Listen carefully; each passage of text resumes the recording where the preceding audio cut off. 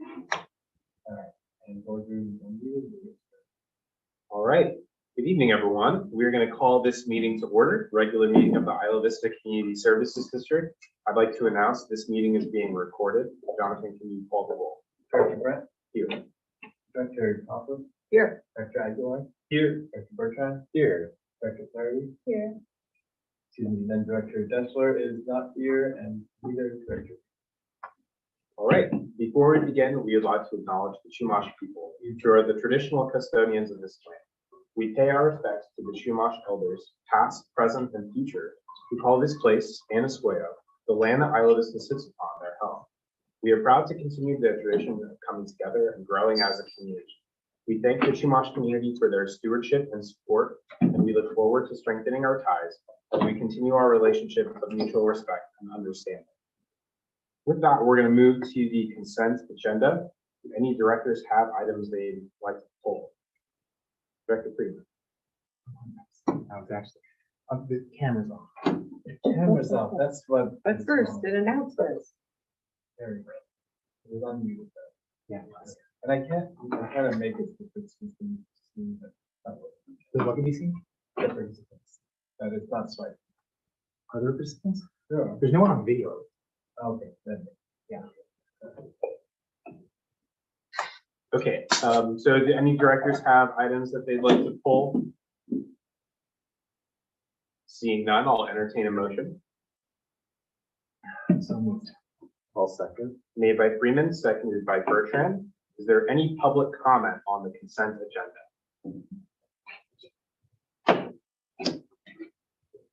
Not seeing any in here, nothing on Zoom. We'll go to a roll call vote. Director Brent? Yes. Director Freeman? Yes. Director Toffler? Yes. Director Flaherty? Yes. Director Bertrand? Yeah. Director Aguilar? Yeah. All right, motion passes 6-0, and I just realized I don't have to do roll calls since we don't have anyone on Zoom, so it'll be our last one for that.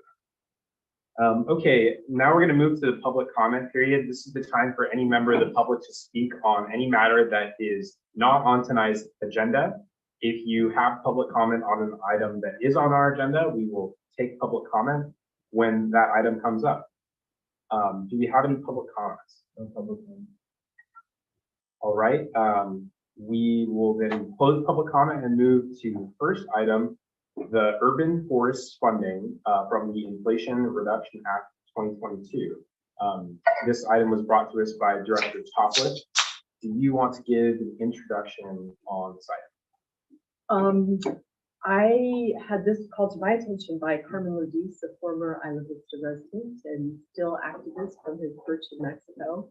And he thought, given our historic time as a beautiful oak forest, and I certainly remember a time when we talked about the enchanted forest, and we had the beautiful oak trees in the Cliffside Parks, that we're missing a lot of trees that we used to have. And it's always been of great interest in the community that we have lush foliage and places that feel like we can be close to nature.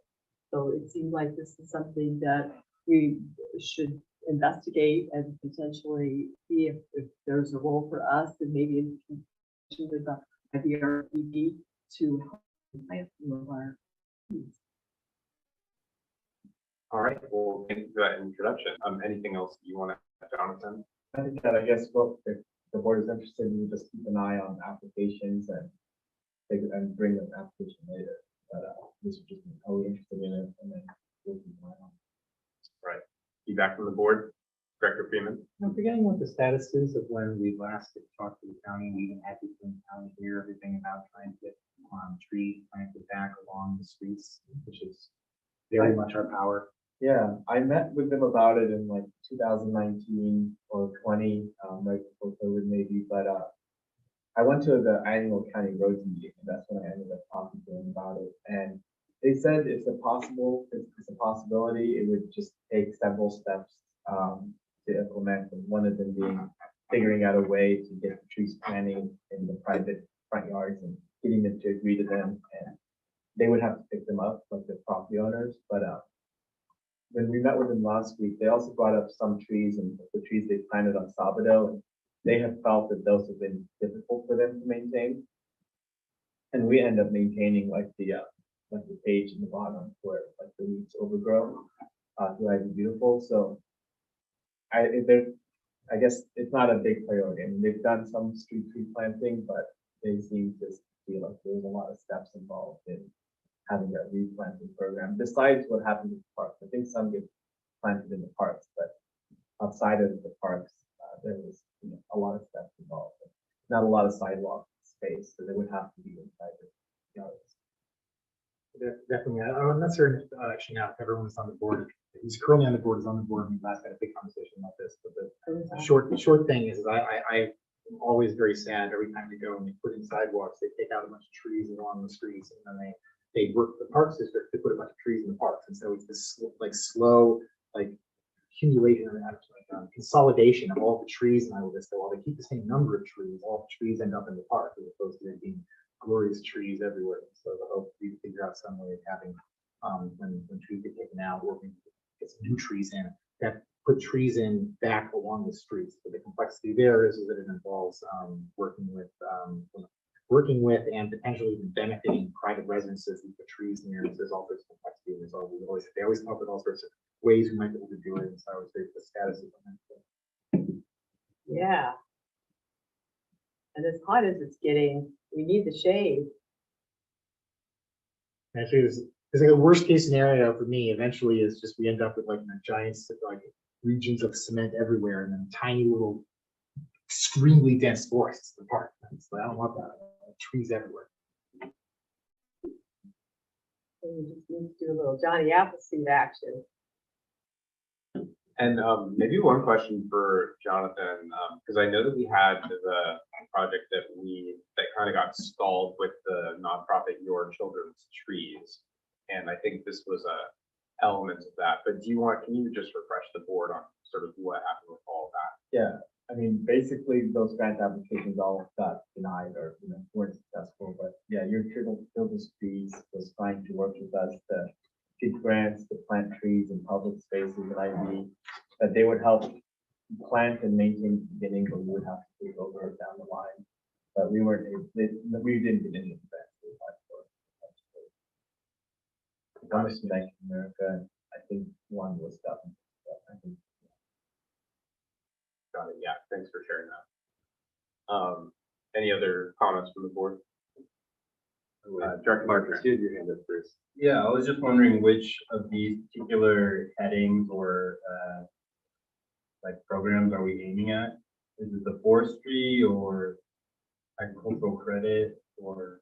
It would be the urban forest funding. It's towards the end.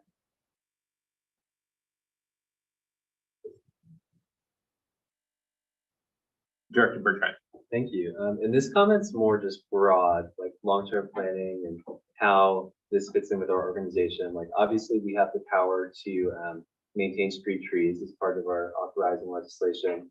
But looking at how we're set up right now, perhaps this is something that is kind of closely related to our Ivy Compost Collective, like when we think about the environmental side of our house. So maybe as we look to see how that program might evolve over time, there's some nexus between that and whatever our future street tree work may be. Additionally, I like the comments about working with IVRPD jointly.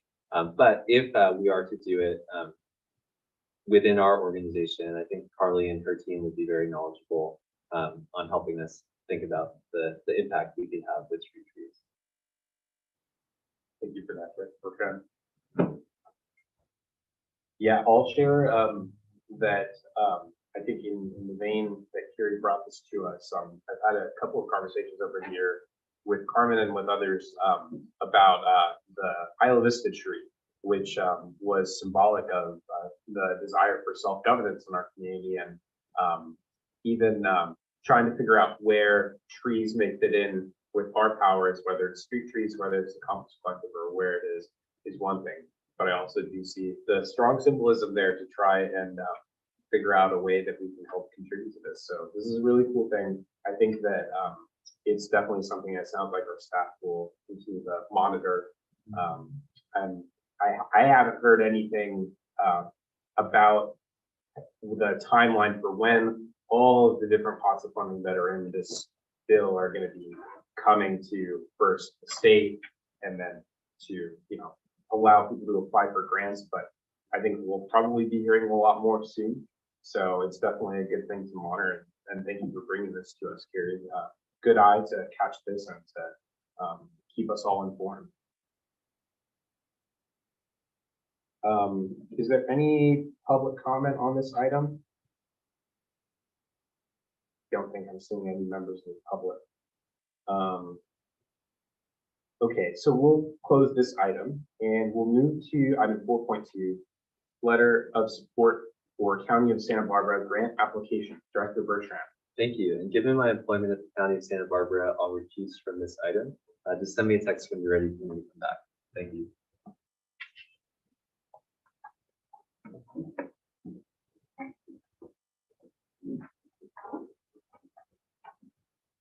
Yeah, let me share my screen so everyone sees what's being closed.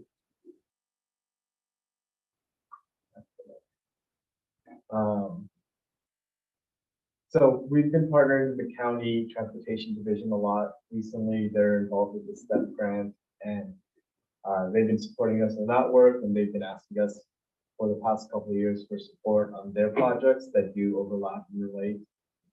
So pedestrian safety was a big part of the STEP grant, and it is nice that they are bringing forward a proposal now, you know, before that's even finished, to get some similar projects done. And so this would be installing those flashing crosswalks on 4 points, 4 crosswalks on Embarcadero Del Mar and Del Norte. So that's the yellow. Let me zoom in a little more so you can see that the yellow points are where they are. So there'd be one right here, right in front of the office, where we exit, and one on the other side where the park path ends, and then there'd be one near the Bank of America ATM, and one near ID Market. So that's before they're applying for a grant to get funding for the install. And they're looking for our support to help with that application. Seems like a very good idea. And I like the letter that Spencer drafted, and I didn't know that Isla Vista has the most zero car households in the county. And I also thought was great. Yes, and I'll give credit to Jonathan too. I think it repurposed some language to I put that repurposed your together. old letter, So That's can you perfectly acceptable. can you Wasting energy. pull up the graphic so that we can see visually what this project, what the infrastructure involved with it is? Yeah. So I just grabbed a fact sheet from. This is like something what it might look like. I'm glad you pulled it because I had no idea what it was from the name of it. I That didn't was do that very, first. like, mysterious to me. But then I'm like, oh yeah, I see these all the time. They're great. Yeah, it's like, you know, they can be a little expensive, so they're getting a grant. Everything is, right? Yeah. Everything is.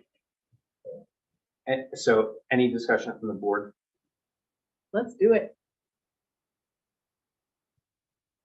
I'll share a couple of pieces of feedback. I agree, this is so necessary.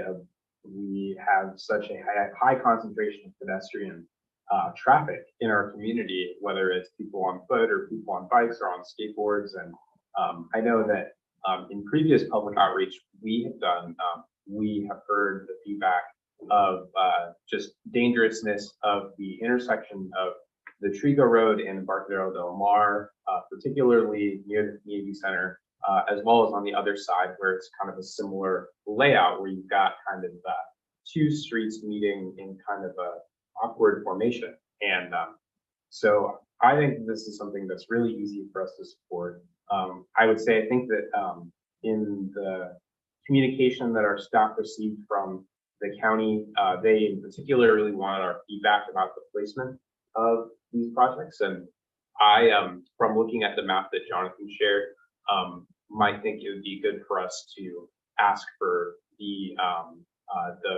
beacon to be placed closer to the Trigo and Embarcadero Del Mar and Del Norte intersections. And I went ahead and pulled up the data from the state of California's database on vehicle and pedestrian accidents, and it does show that there is a high concentration of accidents in those areas, and higher than what you would see in the other intersection that they might be proposing to put it at. So I would propose that that be part of our letter of support, is that we, or maybe not written in the letter of support, but that we also communicate with them and ask them if they can adjust the site to be a little bit closer to the community center and the ID theater. Director Flaherty. Yeah, I am in agreement with that, especially because where the pins are, they're pretty close together for Madrid and Seville. And so I think moving it closer towards Prigo, that's where I personally feel a little bit less safe when I'm biking. Sometimes there's cars are parked in ways where you kind of a blind turn, you don't always see when traffic is coming. And so I think that I'm in agreement with your, I think overall it's a really great idea, and I'm happy to support it. Director Freeman. I was in a meeting a long time ago. It was one of the meetings for the stoplight, I believe we were talking about. And the question had come up about where everyone thought in the meeting the most dangerous location this was. For what it's worth, the answer I gave was the exact answer that you're giving. But the reason why potentially was because I spent a lot of time right there. That's like right across the street from where I have an office. Everyone else at the meeting described the location that was, and now we spend our time here dealing with the community center. Everyone else at the meeting listed an intersection that was near where they were. And then the person from county traffic, Gary, pulled out this giant map where he had layered in all of the various forms of accidents over the course of, and maybe there's more of a pattern now. I don't really mention there being some kind of clustering, but he was like, and as you can see, there's just dangerous. Everywhere is dangerous. And so, yeah, I'm with you though, but then again, I am now doubly biased. So. That's fair. Yeah. And I will say that you're right, because of everything that's mentioned in the letter about us having more pedestrian traffic than on the other part of the county, we, I think by nature, have more of those safety concerns, which is why I'm happy that this is something that's a priority for the county, because it's in recognition of the fact that there are problems that can be solved through a project like this. But I will say, from looking at the data from Tim's, it does look like there's a bigger cluster there than what you would see in the other parts, the other areas where they're proposing to put it. And so in answer to their question for feedback, that would be my answer, was let's try and do something there. Yeah, something else that I just thought of about that is I know a lot of people bike down Trigo because there's stop signs on that road, so it feels safer when you're crossing the street, and so that might be something to consider. I totally agree with Jay that I might have some bias in coming here, but I do find myself biking down Trigo when I'm going down. I just because I have to stop. The issue that I had seen were people who were walking across there, and then cars that were zipping around the bottom loop, and then they would zip around the bottom loop and then not see people they were crossing. And then I was actually at multiple things was ago, back when it was Pita Pit. The Pita Pit. And somebody was biking and got hit. And then and we were actually and as somewhat forced to watch the whole experience, we were actually then trapped at the Pita Pit while all of the paramedics and everything were coming. And I knew somebody at the time who worked for the Daily Nexus, and so we've been trying to get more information. Again, this is like that. I feel. Yeah, and I think maybe even if there's anything to add to it, it's that there's an education facility that's impacted by this, because the IV theater is right exactly where the community center and our offices are, but just on the opposite side, where it's the same road layout. And while maybe we haven't seen as many of the problems there because we're not there as much, we're here more, I would venture to guess that there's similar issues, and it looks like that with the data. So Any other feedback or council? Yeah, just something for the board to keep in mind that when traffic engineers put together these types of traffic features, they follow the manual on uniform traffic control device, MUTCD. And that is a California specific manual that is derived from the Federal Highway Administration's federal MUTCD. And so whenever you're talking to anybody in traffic engineering about moving any element in any given safety feature, prepared for a little bit of pushback, saying, well, the MUTCD says this, the MUTCD says that. And the reason is that if you follow the MUTCD, it minimizes your risk of liability because you're following what the guidelines are for the placement of those types of features. So hearing the board saying you'd like to have that notice or that beacon or that sign, farther away from where it might be, if you get some pushback on that, you can get ahead of that pushback by looking at the relevant sections of the MUTCD, and it'll tell you what the guidelines are for how far out in front of the crosswalk that sign can or should be, and you can kind of negotiate for what you're looking for kind of within those confines. So something to keep in mind. Thanks for sharing that. Those are really important things to keep in mind. Any other feedback from the board? Well, then we'll go to public comment. Are there any public comments on this item? All right, then I think we're ready for a motion. I think we'd like to approve the letter and formally ask for, or give and enshrine the feedback, or have staff give the feedback that we've discussed in response to their request for our feedback. Yeah. I'll make that motion. Made by Topic. Is there a second? Seconded by Flaherty. All right. Seeing no comments, we'll go to a vote. All those in favor say aye. Aye. Any opposed? Any abstentions? All right, motion passes 5-0.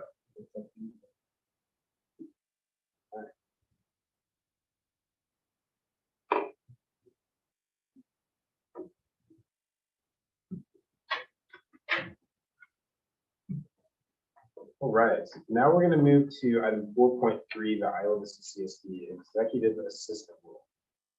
Great, so I'll share my screen in a second, but I just wanted to note that there were two files in here and I didn't label one of them properly, but one is the old interim student job description and the other one is the new proposed one. So I just changed it earlier today to permanent and interim. So that's my apologies in case anyone got mixed up on which one they were looking at. But the correct one has the benefits and the 31 form for reference. So I wanted to bring this forward to discussion. We've had a lot of different discussions about what this position would be or might be since our retreat in March, but we never had a direct discussion about it like we have had about our other jobs before approving job description. So not for approval today.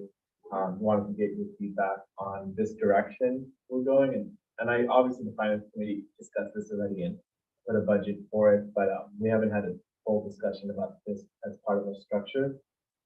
So the idea here is to pretty much continue in a way what we've done already with Shirley being our interim executive assistant and transition to having a permanent one. We previously had an assistant general manager job and we don't have that position anymore. And a lot of the original duties of that role have been either taken on by other staff, our new accountant, Terry, or this position. So it's been split up in a few different ways. There was another path that was proposed going towards like a management analyst or assistant to the general manager, but kind of more full-time, kind of roles that you'd see in like the city manager's office. And I definitely considered those, but I think especially once we got our CPA brought on, it made the position less likely to have full-time amount of work for now. And so that's why I went more in this direction of the part-time executive assistant. So yeah, the basic job duties, and I'll share that here. And me and Shirley went over this a lot together since she's been the person doing the job and has a lot of experience in these kinds of roles. And we went and looked at other government job descriptions for office professionals or administrative assistants or executive assistants. So we already had a lot of this written out. We just added a few more things to it. This is very similar to her current job description, but we changed things like they're not in charge or even leading our finances, but they're going to be a critical part of it as, you know, doing regular communication and just helping file things and keep things moving. Our accountant Carrie will do, you know, 90% of the heavy lifting, and I'll be involved too on making sure things are looking correct for how we do things. And our executive assistant will be doing things like receiving the bills, filing them, making sure they're ready to pay, noting if the board approved them or hasn't, like, you know, noting that with Carrie's phone to pay things, and keeping in touch with our vendors if there's any issues, liaison with them to, you know, correct the bill or anything like that. Something that's huge that Shirley has started as a project, but is a very large project that we'll just need to keep continuing, is getting our record retention system fully working. And so there's like a backlog of work to do with record retention, but we also believe that there's not a lot of work moving forward in just basic maintenance of it. So we do have to go back a year or two just to make sure all the documents are there and properly logged. Another one is assisting me in drafting documents, not necessarily coming up with which documents to draft or negotiating the contracts, but more like, we've had this contract negotiated, could you please just fill in the dates and make sure that the final document is prepared and I review it, approve it, and move it forward to the board. So going off templates and helping produce those kinds of things. Also assisting in the policy development process and just helping keep a timeline going. And also will be working directly with the policy committee and drafting policies and coming up with what, you know, policies are needed, our legal counsel, but helping with the administrative side of that, like inputting the policies onto the pass into the policy manual. This one would be great to get help on, and we talked about it, is just helping with the noticing, taking the minutes, finalizing the minutes once they're approved by the board, and posting the final minutes. And agenda creation, obviously, again, it's not coming up with the agenda content, sometimes maybe, but it's more like just putting together the Google Doc that you all see, and I'll prepare the topics for the board president and the attachment. So, and then just general problem solving and special projects as needed. So that's the job. It's really a support to make sure that we're all functioning and able to focus on our direct service work and other program development work that we're all, you know, myself mainly, but also the rest of the staff, since they actually generate a lot of financial transactions. For example, like, you know, community center, we have a lot of contracts that we end up generating with vendors. So they'd be really helpful to the rest of the team and keeping everybody on routines and making sure we know that. That's pretty much it. And yeah, the pay $31.40. Put in parentheses, this is obviously not the final draft, but I just put this for our own information. It's $31.40 for 20 hours a week is equivalent to our current PMs. It's a little different, but I put equivalent because our part-time employees don't get winter recess off for paid. They have it unpaid and based on our current policy. So at that pay rate, what we last discussed at the finance committee was to make it an equivalent pay position to our current program managers. So at 51 weeks, 21 hours, that's the equivalent. All right, questions or feedback from the board? I'm just wondering, as I look at this, I'm not really seeing anything that would be like specific support to the other staff members. And so obviously Shirley is familiar with what she does working with you. Did you talk to the other staff members about if there were areas where they felt like they needed just administrative support?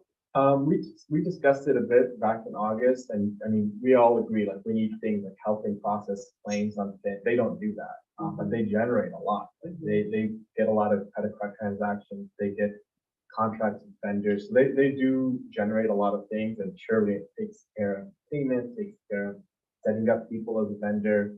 on our system. She makes sure that once they draft, our program managers do draft, the contracts often themselves. So, and it's a template that Ross has provided us. So we're plugging in scope and dates and prices that, they come up with. But Shirley then takes it, makes sure that the proper signatures are in, scans it, and puts it in our record. So our program managers don't do that, but the new assistant will take care of that. And they're not identifying any particular areas where they're seeing potential issues in the future where they need more assistance.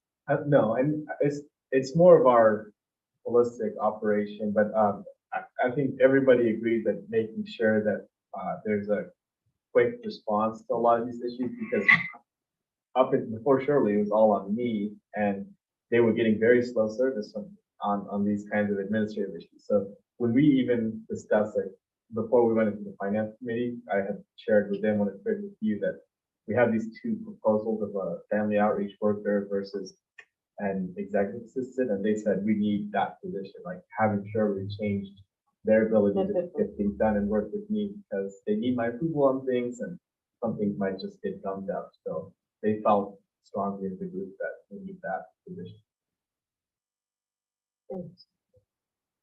Any other questions or feedback from the board? I mean, I'll just mention I support this. I mean, you do a tremendous job, and this will allow you to continue to perform do the tasks you're doing. I definitely share your comments, Carrie, about just making sure the whole team has the support, and I think this will make that happen. So one question that I have is because I think I was just looking at the wrong document, but in the other document, just the discrepancy in terms of the hourly rate between the two caught my eye, because this looks like a lot of work. You think that with this job description, this is something that can be accomplished within a 20-hour-a-week position? Yeah, and I asked Shirley that, and she said that definitely is possible based on like the level of work that she currently has for pretty much all of these things. And she's doing more because we're just recently getting all our financial stuff transitioned to our accountant. So Shirley was doing all the financial transactions, generating them herself and shepherding them through, and doing these other things. So she felt that 20 hours, especially since most of these things are going to become routine things. If you just do an hour or two a week on them, you'll be caught up. Whereas right now, there's not an hour or two dedicated to all these things to happen regularly. So there's some catch-up work, and that'll be like a dedicated project to do catch-up. But ongoing work, we think that this can all be done. It's not.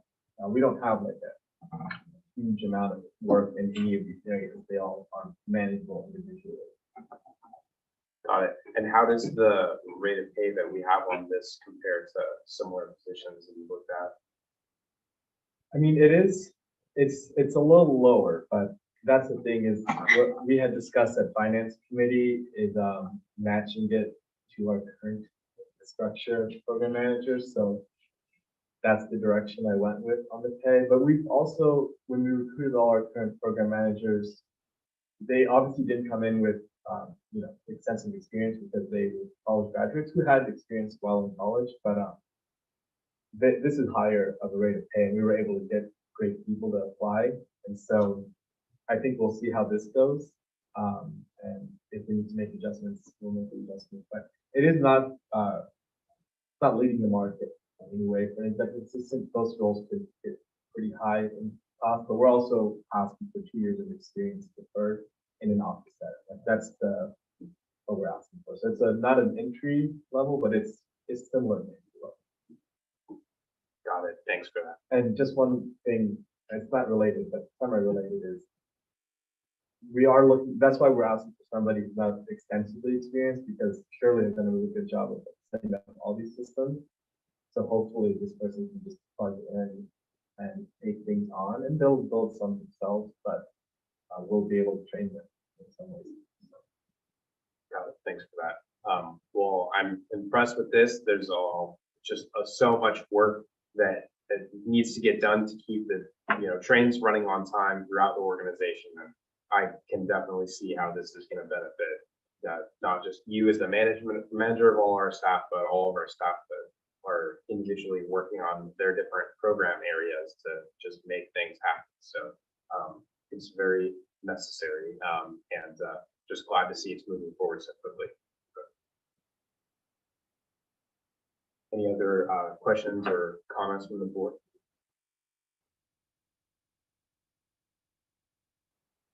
All right, seeing none, is there any public comment on this item? It's Shirley's birthday today. I previously asked her if she wanted to share any thoughts with you guys directly, but it's her birthday. Of course, don't do that. Happy birthday to Shirley. Yeah. All right, we'll see no public comments. Any last thoughts from the board? Okay, and do you have an idea of when you think this will come back for approval? Next meeting, and then recruitment will start the day after. Got it, sounds great. All right, so we're going to move to item 4.4, which is resolution 22-11, the conflict of interest policy. Jonathan, you want to introduce this? Yeah, and I'll turn it over to Ross. You're the office staff with this, and it's just our annual compliance and biannual. Biannual compliance, right? So FPPC, the Fair Political Practices Commission, requires all public agencies to have a conflict of interest code. There's a model code that the FPPC has that a lot of agencies use, and then adapt that to fit the circumstances that best meet their needs and their particular situation. So this resolution is in compliance with FPPC regulations to have a biannual review and do any necessary updates consistent with any changes in the law that have happened in the past 2 years. So this is what this is. The district's code has been in compliance. There were no major changes. So I think that there were just a couple of tweaks here and there, but nothing really significant. Excellent. Thanks, Ross. Yeah. One question, I know that we have grown as an organization in the past 2 years. Your determination is that none of our positions meet the categories of disclosure. Correct. It's still primarily, since everything really is going through Jonathan, my position obviously hasn't changed. I'm a Form 700 filer for 5 agencies, and the board files. So if there were to be some type of a change in the management structure, some delegation of authority from Jonathan's position on down, that might have an impact. And then also the language with respect to outside consultants remains the same. And in the RFP process, we make them aware that they need to familiarize themselves and if necessary, file stuff. Excellent, thanks for that. You're welcome. Any other questions or comments from the board?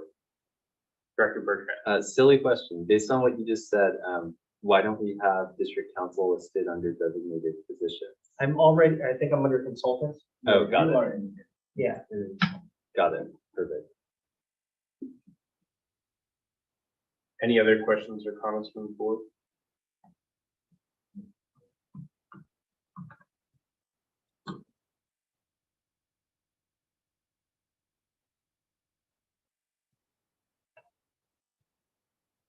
Yeah, I'm looking for that too, and I don't see it pulled up.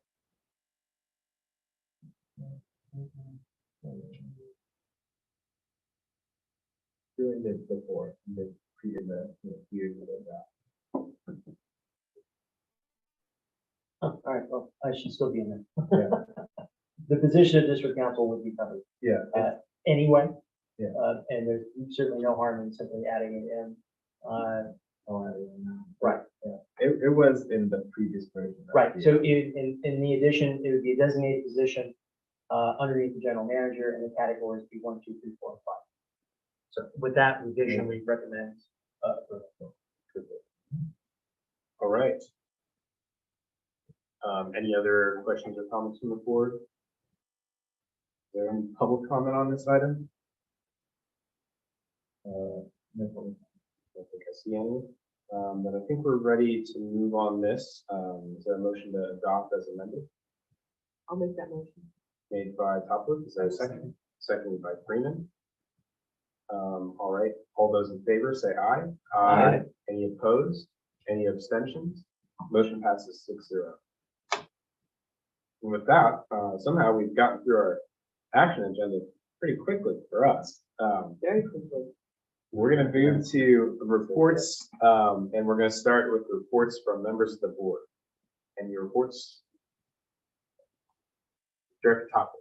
I will just report that I joined Jonathan and Jenna in a meet and greet with the county about our Islands Beautiful program, and I found them to be very responsive to our concerns and interests, and showing a very good spirit of partnership in the whole situation, and also knowledgeability about our issues. So I was pretty impressed with them, and Jenna, of course, was very impressive and very energetic. So that was a good meeting. And then also I attended the Isla Vista Recreation and Park District meeting last week, and they reported on their children's park development, which is a very lengthy process. The construction isn't due to start until 2024, with the final grand reopening not till 2025. So they have quite an elaborate timeline set out for themselves to do that, which is very interesting. And then they're very excited about their Halloween plans. They're renting a Ferris wheel of all things. And they're hoping to close down Embarcadero Del Mar. So they're really planning some big activities. And I think Sydney is on their planning committee. So they were grateful for that help. And I also told them about the money that we set aside for grants, and that we would be interested in working with them in that regard as well. And then they also raised the issue about a cow recycle grant opportunity for grants of up to $250,000. And through their Adopt a Block program, they were looking into getting a grant that would have to do with trash removal and education to the citizens about how trash works and what happens to your trash. And so it seemed to me like that was something that would be very obviously in our wheelhouse, and that it would be good if we could be in partnership with them on whatever those plans are as they develop. So I brought that to Jonathan's attention to hope that we could follow through on that. That's it for me. Excellent. Thanks for sharing that, Director. Oh, and I'll also mention that I made some flyers here. Don't be the next to die. Stay away from the cliffs if you're high. So I've had quite a few copies made, and I'm happy to give them to anybody who would like them. And I'm hoping that we can just hand them out to our friends and neighbors to put up in their kitchens, and make this issue be publicized within our community, because it's obviously very important. Thank you for sharing that, Director Topliff, and thanks for the copies of these. We're gonna have to distribute them to when they come in with and get an agenda from now on. There you go.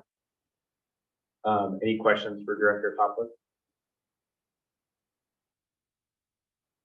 Quick question for me. Did you find out anything more about an attachment that went along with that item at Ivy Parks? No, I did not. I did not. Okay. We'll keep it that spot if we see anything. All right. Any other reports from members of the board?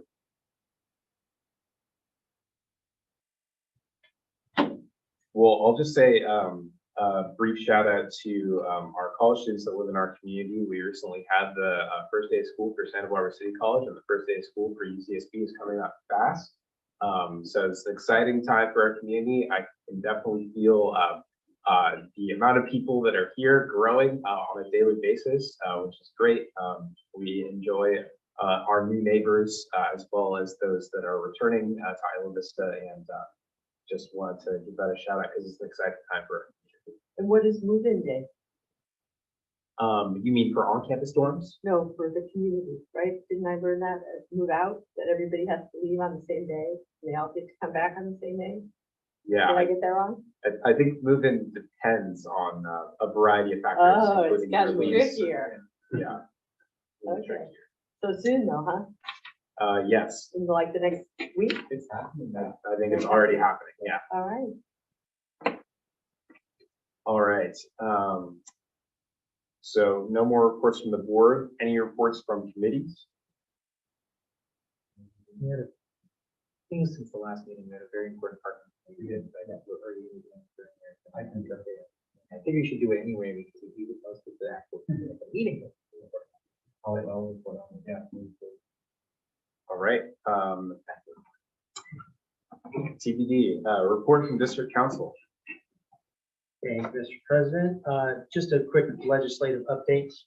Since the end of the state legislative season came to a close at the end of August, and so now we're in the process of waiting to see if the governor is going to sign, veto, or if the law passes without signature.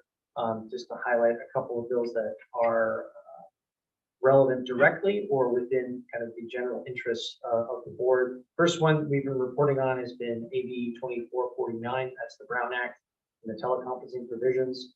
That passed all of its various committees and passed both houses and is expected to be signed. As a reminder, that adds certain requirements for teleconferencing outside of a declaration of a state of emergency by the governor, and it's a little bit more lax than the normal teleconferencing provisions under the Brown Act, which includes various postings and et cetera, et cetera. It would come into effect in 2024, which is when AB 361 sunsets. So there will be another alternative to replace AB 361 for teleconferencing if 2449 goes into effect.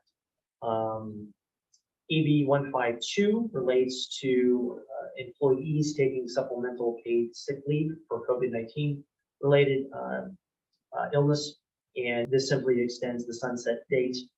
That was a special sick leave provision that went into effect with COVID, and given the fact that it's still here, the time in which people can use that supplemental sick leave opportunity is going to be extended. Importantly, it does not create any additional supplemental paid sick leave time. It just pushes out the sunset date.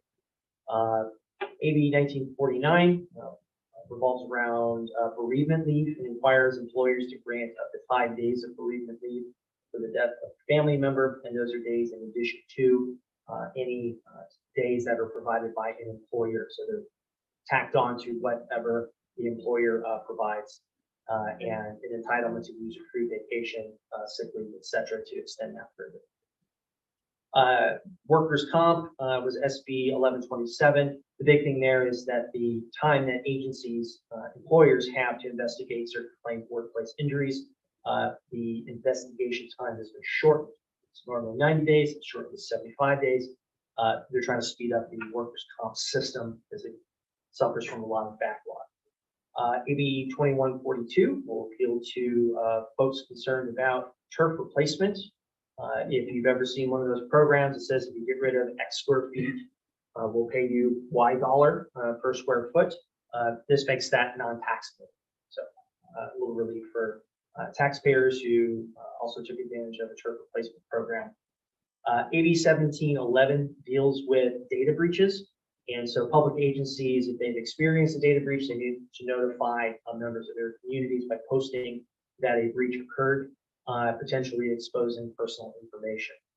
Some agencies have a lot of personal information, a lot of agencies don't have any. So the impact is relatively minor on smaller districts or districts that have a more limited scope like IVCSD, but it's just a communication tool that is going to be required in the case of the cyber attackers a breach.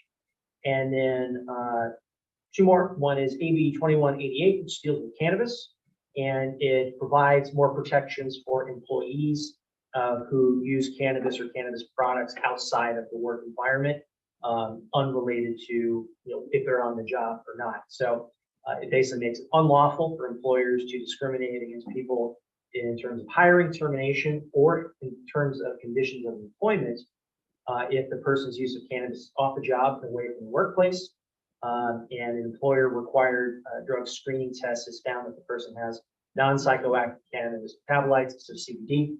If they have that in their system, also protections for that. It does not restrict employers in having the ability to have drug or alcohol-free workplaces, but it does add some protections for people if it has to do with obviously outside of work and outside the scope. And then finally, SB 931, it is now a civil penalty attached to deterring union membership.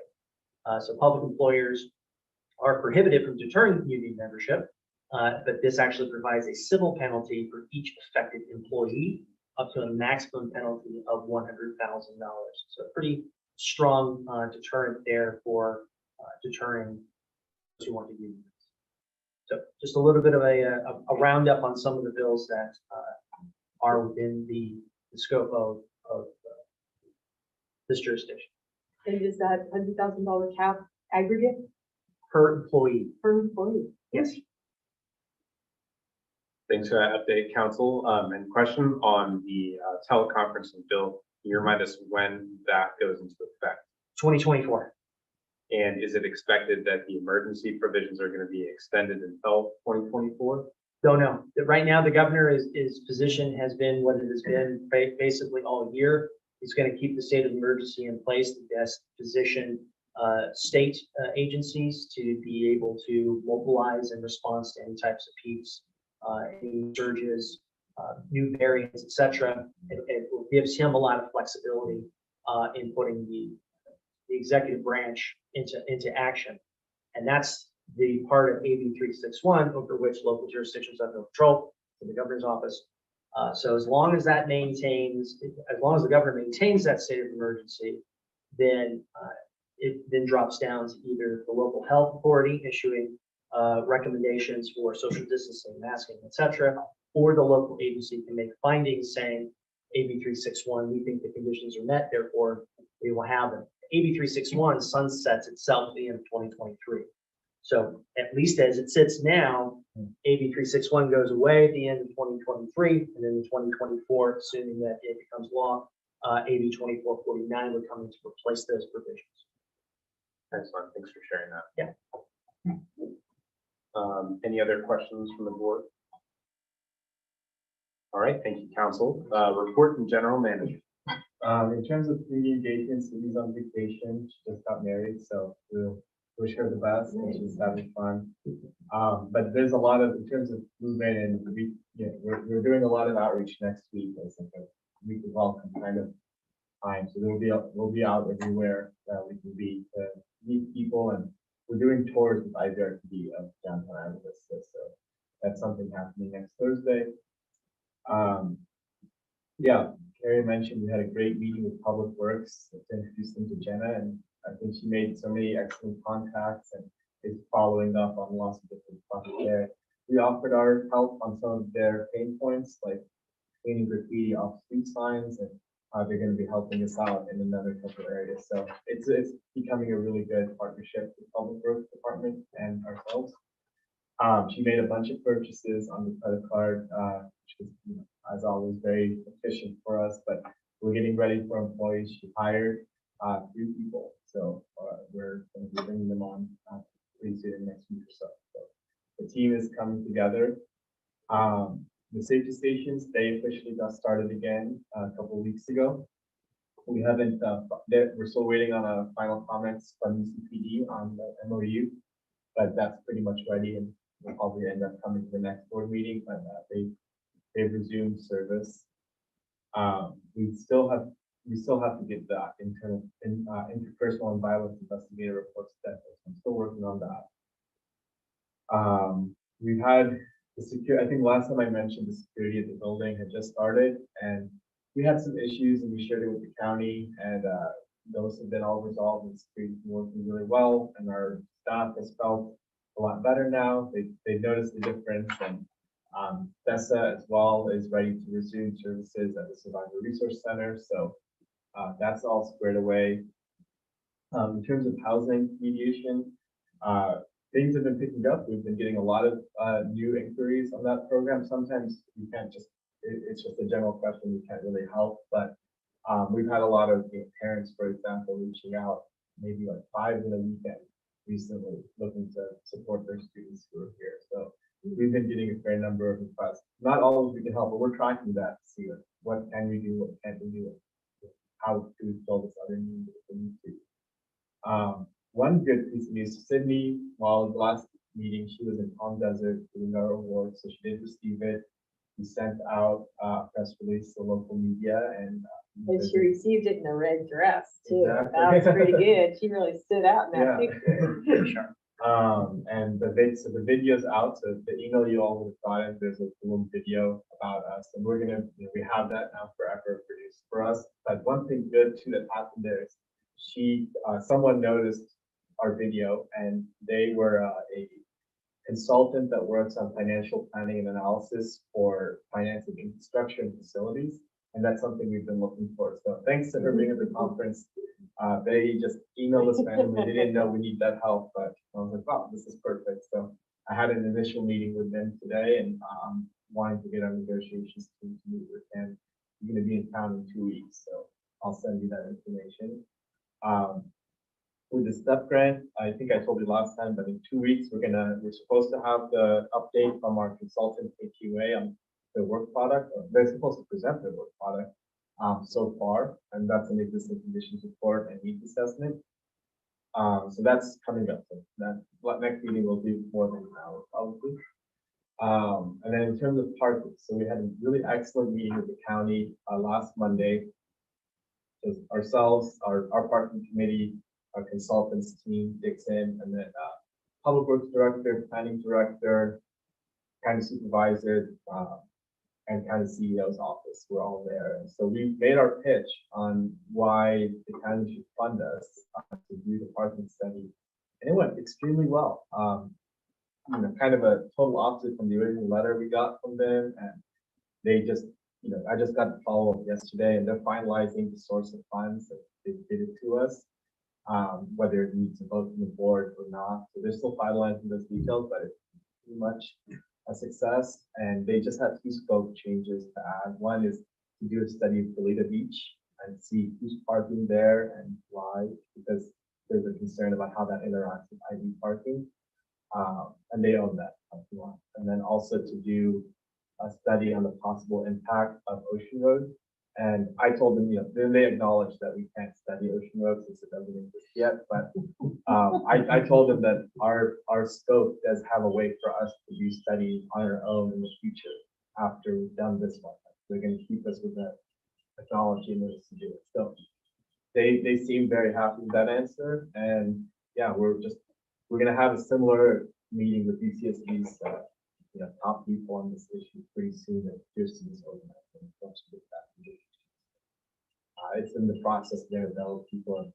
They've been discussing it internally, just haven't had an answer yet. So parking study is going really well. That was an 82,000 request. So one thing that really worked in discussing with the county was they were originally concerned on the amount of data being collected, but we let them know that the Coastal Commission were the ones who told us they wanted weekends versus weekdays and different times of day compared. So that was like one of the good points we made to help show it why the proposal we had made was the right way to go. So I think and then Cindy's going to be back next week. We'll really get started on our Halloween support and all that in earnest. So she's going to come back and take that on. Finish all our, there's only 2, but I did all our staff evaluations. So those went really well. It's the first time we're doing it under our new system. So it was great with the new policies we had put together.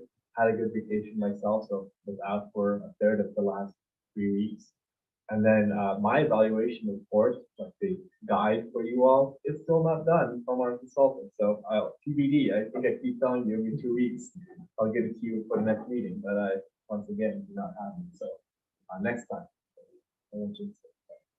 That's it. All right. Thank you. Thanks, Jonathan. Questions from the board? All right. Well, seeing none, I think we will close the reports item, and that will conclude our meeting. Our next meeting will take place on not September 13th, September 27th at 6 p.m. on Zoom and in the community room. And we will see you all there. You mentioned that future items include the KTUA report on the STEP grant. Are there any other items that we should be looking forward to? Yeah, let me pull that up. Right here. Okay, so we're hoping to have the interpersonal violence report that day. too. So those would be the two, the big ones for that day. Excellent. Thanks for sharing. Well, with that, I think since we're all in person, we will say we are adjourned. We will see you on the 27th. Very good. Awesome, thank you.